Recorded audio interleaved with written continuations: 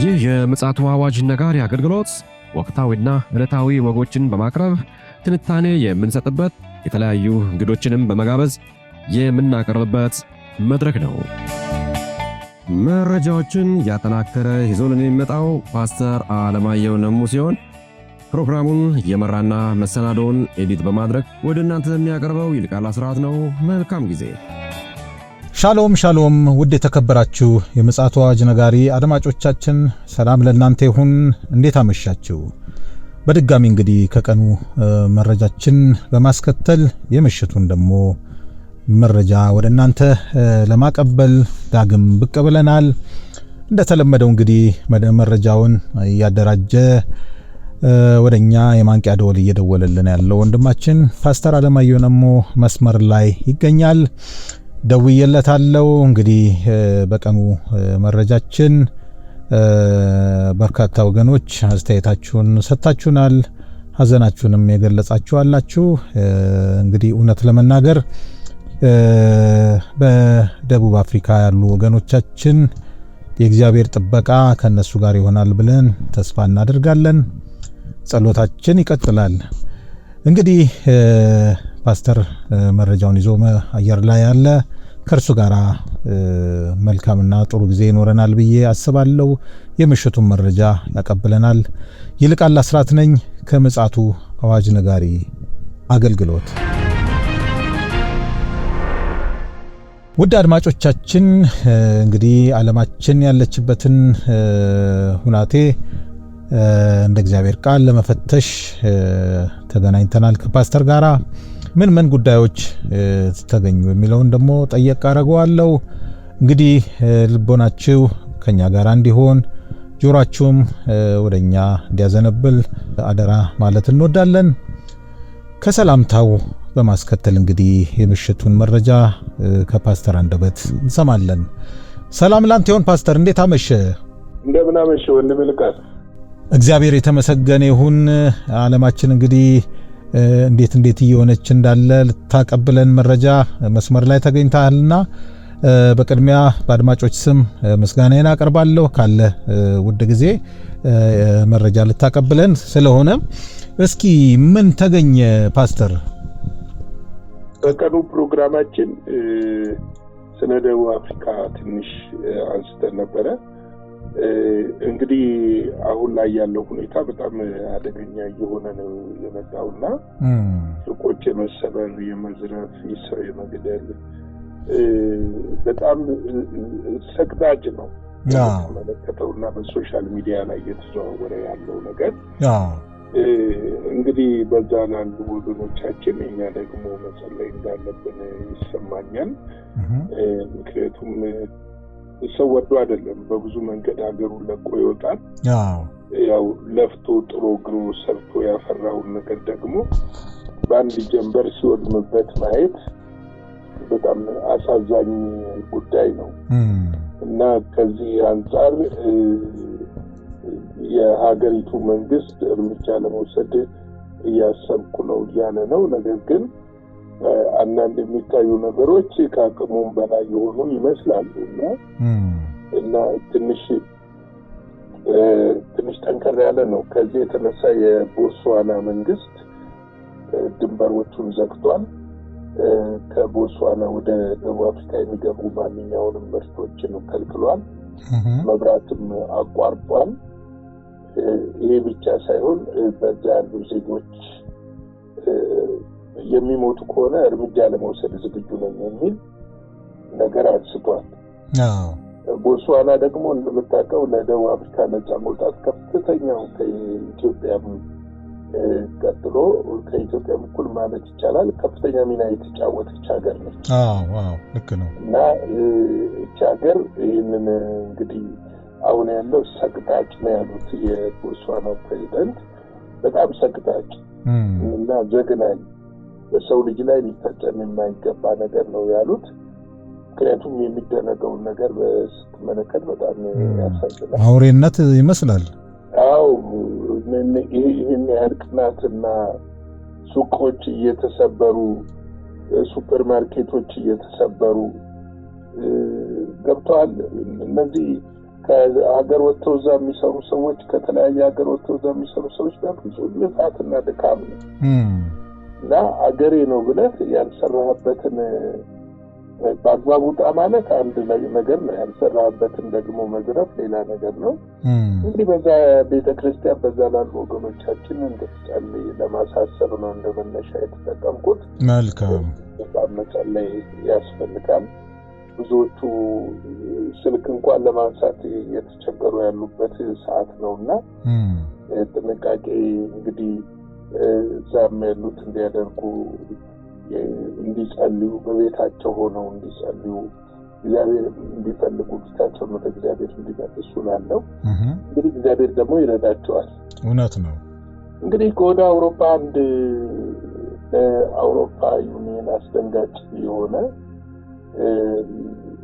ድምጽ ከወደ ጀርመን ተሰምቷል።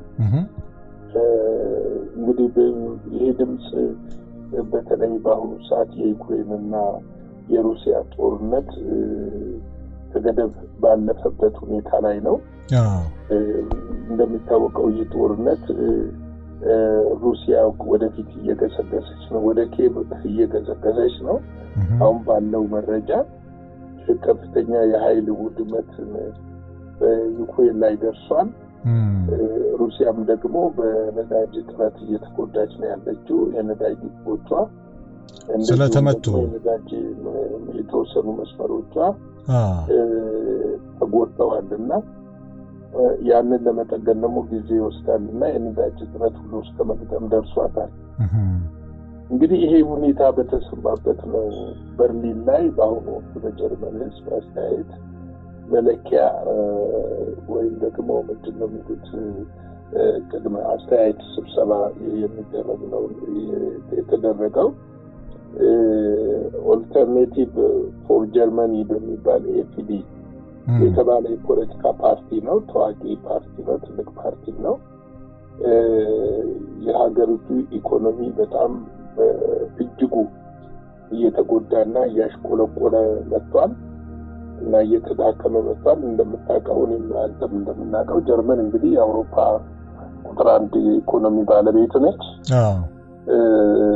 በተለይ ፋርማቲካል በእነዚህ በሆስፒታል በመድኃኒትና በሌሎች በጣም ትታወቃለች እና ከዛም ባሻገር ብዙ ቴክኖሎጂዎቿ በጣም ጠንካራ የሆነ ኢኮኖሚ ነው ያላትና ነገር ግን አሁን ይሄ ኢኮኖሚ በጣም በከፍተኛ ሁኔታ እየተዳከመ መምጣቱን ነው እየተነገረ ያለው። ይሄ ኦልተርኔቲቭ ፎር ጀርመኒ የሚለው የፖለቲካ ድርጅት የሀገሪቱን እየተዳከመ የመጣውን ኢኮኖሚ ለማነቃቃት ሲባል ከሩሲያ ጋር ያለው የኢኮኖሚ ትስስር እንዲቀጥል የተጣለው የነዳጅ የጋዝ ማዕቀብ እንዲነሳ በይፋ ጠይቋል። እና እንግዲህ ይሄ ፓርቲው ተባባሪ መሪ ወይም ደግሞ አሊያንስ ነው አሁን ካለው መንግስት ጋር በጥምረት ያለው ፓርቲ ነው እና ከፍተኛ ተሰሚነትም ያለው ፓርቲ ነው። እንግዲህ እንደሚታወቀው እንግዲህ ለአመታት ለጀርመን ኢኮኖሚ ስኬትና የጀርመን በአውሮፓ የላቀ ኢኮኖሚ የመሆን ምክንያቱ ትልቁ ከሩሲያ የሚገባው የነዳጅ እና የተፈጥሮ ጋዝ በጣም በርካሽ ዋጋ ከመግዛት የተነሳ ከፍተኛ የሆነ እድገትን ያሳየችበት ነው እና አሁን እንግዲህ ዋናው ነገር ከሩሲያ የምትገዛው ነገር ሙሉ ለሙሉ ቆሟል። እና ሙሉ ለሙሉ መቆም ብቻ ሳይሆን እጅግ ውድ በመሆነ ዋጋ ከአሜሪካ ነው የሚገዙት። ከአሜሪካ ነው እንደምታውቀው አሁን መካከለኛው ምስራቅ እንደልብ እያቀረቡ አይደሉም። ነገር ግን ከአሜሪካ የሚገዛው ደግሞ እጅግ ውድ በሆኑ ዋጋዎች ናቸው። ከዚህ የተነሳ ብዙ ኢንዱስትሪዎች የሰራተኛ ቁጥር ወደ መቀነስ ደረጃ ሁሉ እንደደረሱ ነው እየተነገረ ያለው። ምክንያቱም ይህ ርካሽ የሆነው የኃይል አቅርቦት ማጣት በጀርመን በመቶ ሺህ የሚቆጠሩ የሥራ ዕድሎች እንዳይፈጠሩ ማድረጉን ይገልጸዋል። በየዓመቱ የተለያዩ የሥራ ዕድሎች ይፈጠሩ ነበረ። እነዚህ ቆመዋል። ሰራተኛ እስከ መቀነስ ደረጃ ደርሰዋል። የገለጹት እንግዲህ መሪዎቹ ሀገሪቱ በአሁኑ ወቅት ዋጋቸው እጅግ በጣም ውድ መሆኑ የአሜሪካ የነዳጅ ምርቶች ላይ ጥገኝነቷ እንዲጨምር አድርጓል ነው የሚሉት። ስለዚህ ከዚህ ጥገኝነት መላቀቅ አለብን ብለው ነው የሚያስቡት እየተናገሩ ያሉት። ይሄ ደግሞ በጀርመን ፖለቲካ ውስጥ ትልቅ ተጽዕኖ ያመጣል ተብሎ ይታሰባል። እንግዲህ በኋላ ለምን እንደዚህ እንደሚሆን ወደ መጨረሻው ላይ እንግዲህ ከእግዚአብሔር ቃል ጋር አያይዘን እናየዋለን። ይህ ጥሪ የቀረበው በኤፍዲ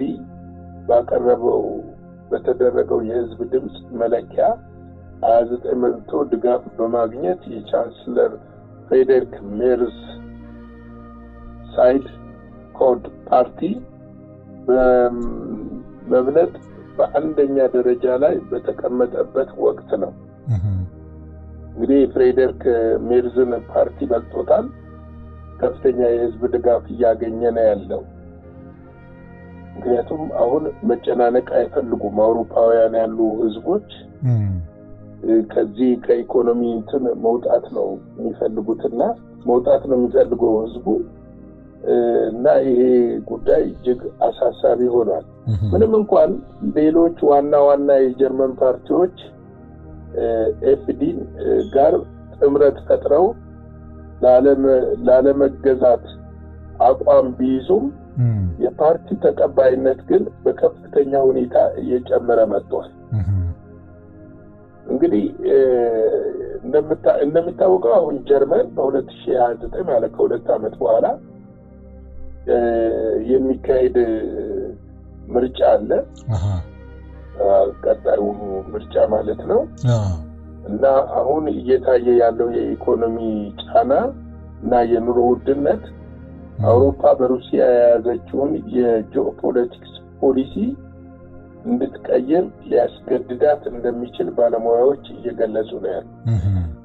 በነገራችን ላይ ይሄ በጀርመን ጎልቶ ይውጣ እንጂ በአብዛኛው ባለፈው የእንግሊዝን ለማየት ሞክረናል። ጠቅላይ ሚኒስትሩን ከስልጣን እስከ ማውረድ ደረጃ የደረሰ እንዲለቁ እስከ ማድረግ ደረጃ የደረሰ ድፍን አውሮፓ ነው አሁን በዚህ ኢኮኖሚ ጫና ላይ እየወደቁ ያሉትና ምክንያቱም ከዚህ በፊት በርካሽ በቀላሉ ምንም ትራንስፖርት ማጓጓዣ ሳይፈልግ በራቸው ድረስ የሚመጣውን የሩሲያ ነዳጅ ነው ያጡት። በጣም ቅናሽ በሆነ ዋጋ ማለት ነው። ልክ ነው። ይሄ ደግሞ አገሮቹን ለተጨማሪ ወጪ ዳርጓቸዋል። ስለዚህ አሁን የሄዱበት መንገድ እንግዲህ ተቀናቃኝ የሆኑ ፓርቲዎች እንደ መወዳደሪያ ነጥብ አድርገውት እየመጡ ነው ያሉት እና እንግዲህ ይሄ ነገር ዝም ብሎ የሆነ ነው ማለት አይደለም። ከዚህ በፊት እንዳልነው በአውሮፓ መካከል አሁን ብዙ የፖለቲካም የአቋምም የሀሳብም ልዩነቶች አሉ በአውሮፓ ሀገሮች መካከል። እውነት ነው። እና ከፍተኛ ልዩነት ነው ያለው። ከጊዜ ወደ ጊዜ እየሰፋ ነው ሄደው። በቅርብ እንደውም እኔም አንተም ዘግበነዋል የአውሮፓ ህብረት ስብሰባ ላይ ፈረንሳይ፣ እንግሊዝና ጀርመን እንግሊዝ እንኳን ያው የአውሮፓ ህብረት አይደለችም፣ ግን አሁን ላይ አጋር አካል ቁጠራት ከምታደርገው እንቅስቃሴ እንዲሁም ከሁሉም በላይ እየተንቀሳቀሰች ያለችው እሷ ናት።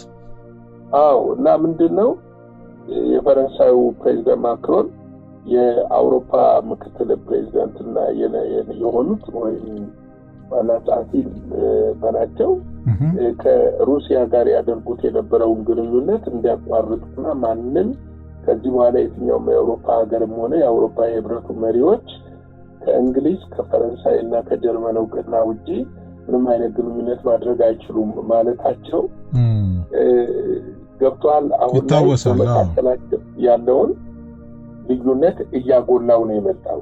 እውነት ነው። ሌላው የጦርነቱ ደግሞ መባባስና ለአውሮፓ ስጋት መሆኑ አሁን አለርት መሆኑ እንደነ ስዊድን ያሉ ሀገሮች እንደ ፊንላንድ ያሉ ሀገሮች ለራሽያ በጣም ቅርብ የሆኑ ሀገሮች በስጋት ውስጥ መኖራቸው እንደ ፖላንድ ያሉ ሀገሮች በስጋት ውስጥ መኖራቸው ጦርነቱን በድርድር ለመቋጨት የታሰበበት መንገድ አውሮፓ በጂ7 ላይ በዋና ተደራዳሪነት ለመቀመጥ ያሰቡት ነገር በሩሲያ ተቀባይነት ማጣቱ ከአሜሪካ ውጪ አደራዳሪ አልፈልግም ማለቷ ያ ውድቅ ማድረጓ የበለጠ ስጋት ውስጥ ከቷቸዋል። እውነት ነው። እንግዲህ ይህን ነገር ስንመለከተው መጽሐፍ ቅዱስ ምን ይላል የሚለው ነው። እንግዲህ የዳንኤል መጽሐፍ ስኬል መጽሐፍ እንደውም የስኬል መጽሐፍ ጎሜር ብሎ ይጠራታል ጀርመንን። ጀርመን ከራሽያ ጋርና ከሌሎቹ ከሰሜንና ከምስራቅ ከሚመጡ ሀገሮች ጋር እንደምትጣመርና የበጎግ ማንጎግ ጦርነት አንድ ሆነው እንደሚንቀሳቀሱ ከዚህ ጋር ደግሞ ስፔንም እንደምትከሴስ ብሎ የሚጠራት ስፔን ከዚህ ጋር እንደምትዳመር ይገልጻል። ያው ዞሮ በከፊል አውሮፓ ማለት ይቻላል ምስራቅ አውሮፓ አሰላለፉ እንደዚህ ያደርጋል ተብሎ ነው የሚጠበቀው። አስሩ ቀንዶች ብሎ የሚናገረው መጽሐፍ ቅዱስ ሰባቱ ራሶች አስሩ ቀንዶች ብሎ የሚጠራቸው እነዚህ ሀገሮች ነው። የነዚህ ሀገሮች ደግሞ እንደ እግር ሆኖ የሚያገለግለው ድቡ ነው። መርቶ ይዟቸው የሚሄደው ድቡ ነው። ይሄ ምንም በግልጽ የታወቀ እኮ ነው። አሁን እንደው የራሻና የዩክሬን ጦርነት መሃል ገባ እንጂ ዞሮ አንቲሴሜቲክስን ከሚያራምዱ ሀገሮች ጀርመንም ስፔንም ዋነኞቹ ናቸው። ፈረንሳይም ውስጥ በከፍተኛ ሁኔታ ነው ያለው። እውነት ነው። እንግሊዝም ውስጥ ስንመለከት ይህንኑ ተጽዕኖ በደንብ ትመለከተዋለህ።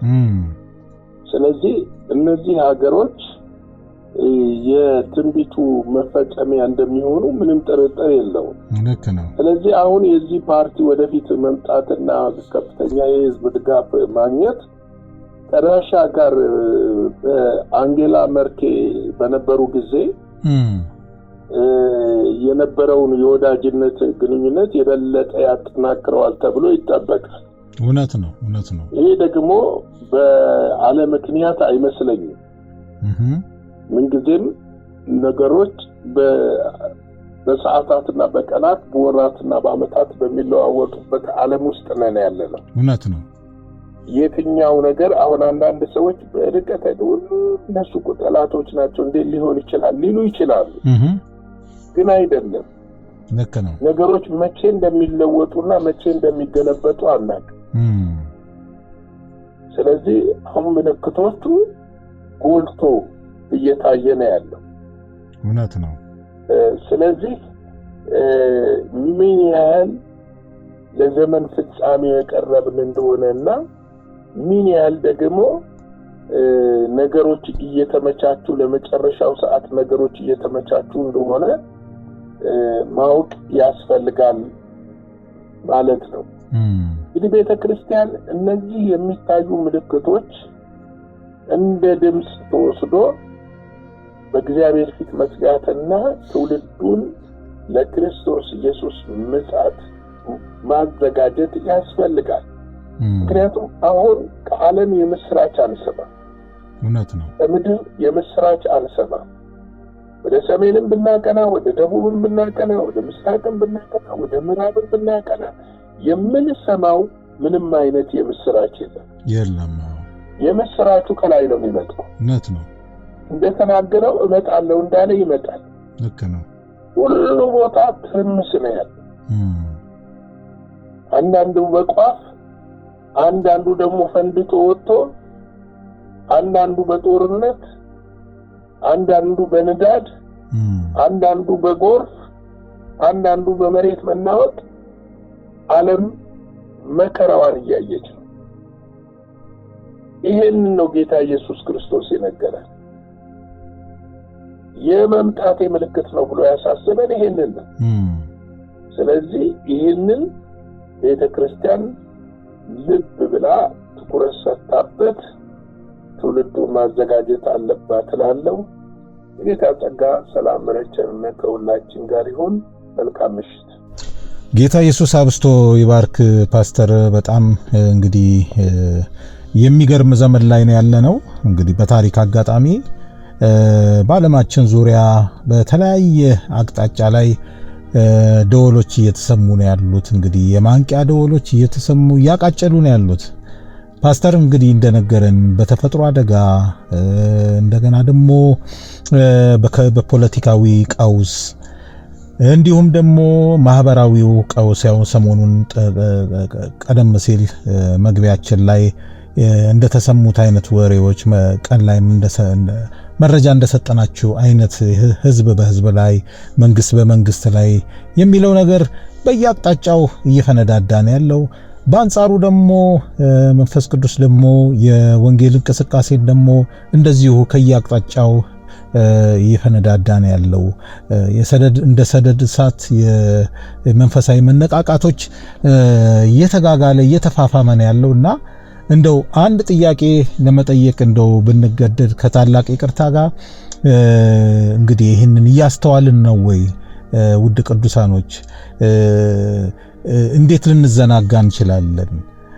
መስመራችንስ እንዴት ነው የሚለውን ነገር እንደው ደፍረን ብንጠይቃችሁ ተገቢ ነው ብዬ አስባለሁ። ምክንያቱም የማንቂያ ደወሎቹ በከፍተኛ ደረጃ እየጮሁ ነው ያሉትና በእጅጉ መዘናጋት እንደሌለብን የሚያመላክቱ ስለሆነ እንቅልፍ የሚለውን መንፈስ ወደዛ አድርገን በትክክለኛው የክርስቶስ ኢየሱስ ጎዳና እየተጓዝን የክርስቶስን ዳግም መምጣት እንደገና ንጥቀታችንን እንድንጠባበቅ የምጽአቱ አዋጅ ነጋሪ አገልግሎት ማሳሰብ ይወዳል። ውድ አድማጮቻችን በቀንም በምሽቱም እንግዲህ መረጃዎችን ወደ እናንተ አምጥተናል። መረጃዎቹን ደግሞ ይዞልን መጥቶ የማንቂያ ደወል የደወለልን ወንድማችን ፓስተር አለማየሁ ነሞ እንግዲህ በታላቅ ትጋት ወደኛ ይዞልን መጥቷል። እኔም እንግዲህ ፕሮግራም በመምራት አብሬያችሁ ዘልቅ ያለው እግዚአብሔር ፈቃዱ ከሆነ በነገው ዕለት እንግዲህ በሌላ መረጃና መልእክት ተመልሰን እንመጣለን። በሳውዝ አፍሪካ ያላችሁ ወገኖች ደግሞ በጸሎታችሁ እንድትተጉ አደራ ማለት እንወዳለን። ለኢትዮጵያኖችም እንግዲህ በጸሎታችሁ እዚያ ያሉትን ወገኖች እንድታስቡ እናሳስባለን። መልካም ጊዜ ይሆንላችሁ። ሻሎም። ለዛሬ ይዘን የመጣነው ወቅታዊ መረጃ ይህንን ይመስል ነበረ። በሌላ ጊዜ በሌላ መሰናዶ እስከምንገናኝ ሰላም ለእናንተ ይሁን።